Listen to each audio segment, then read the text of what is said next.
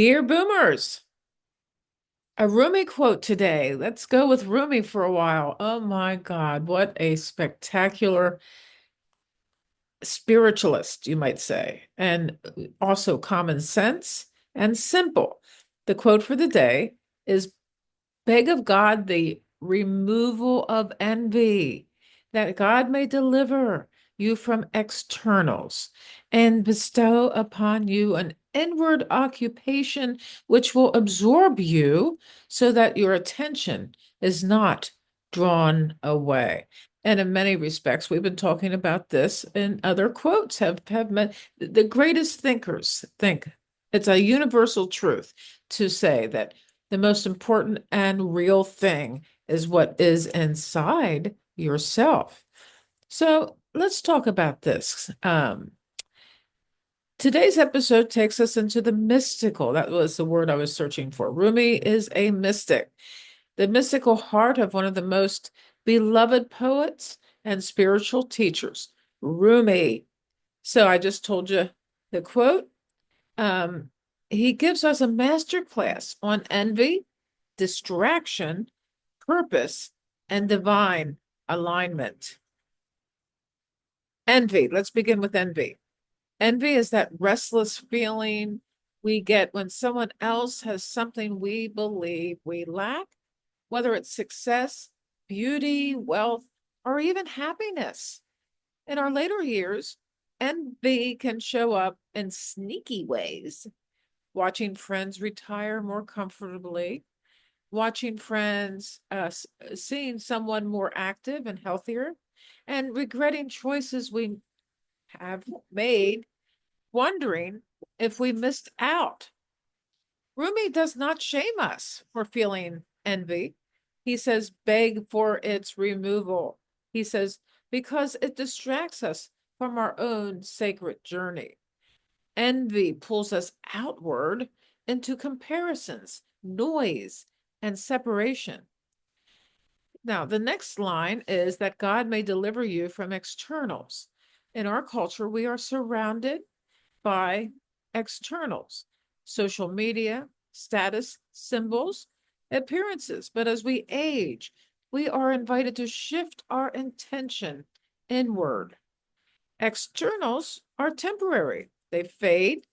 What matters now is not how you compare to others, but how aligned you are with your inner truth, your soul's calling. This deliverance is not just spiritual, it's freedom from needing validation, freedom from distraction, and freedom from living someone else's life. Oh, and by the way, the Dear Boomers community is now open. I struggled with technology, as I had mentioned, and it is now live and ready for you to join me. So now the heart of the quote is bestow upon you an inward occupation, which will absorb you so that your attention is not drawn away. What is inward occupation? It could be prayer, meditation, writing, journaling, painting, gardening, caregiving, mentoring, or simply becoming more present. This is more than a hobby, it's a practice, it's a spiritual practice that brings you into communion with the divine. It anchors your attention in what is eternal, not fleeting. So, yeah, we want to tune into what is permanent, which is our mystical selves, and the impermanent, which is all these base kind of emotions that do not give us much room for growth. And so it's not about being busy, it's about being absorbed in what brings you peace. Here's a simple framework to live Rumi's teachings. One, acknowledge envy when it arises. Say to yourself, I see you, envy, but you are not my path. Two, turn inward, breathe, journal, meditate, walk in silence, and by all means, laugh a lot.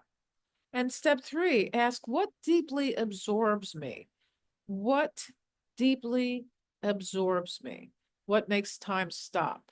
What gives me flow? When I get involved in something, the time disappears and I'm in that flow. And give yourself permission to pursue that, even 20 minutes a day. But how about every hour on the hour? Step 5, share your inward occupation with others.